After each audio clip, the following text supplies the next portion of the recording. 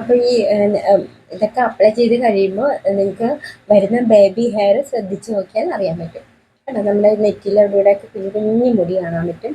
അതുപോലെ ഞാൻ പറയാറുള്ള പോലെ ഇങ്ങനെ നമ്മുടെ സ്കാൽപ്പിൽ നോക്കിയാലും അറിയാൻ പറ്റും കേട്ടോ. പോകുന്ന മുടി പൊക്കോട്ടെ, അത് വിഷമിക്കണ്ട കേട്ടോ.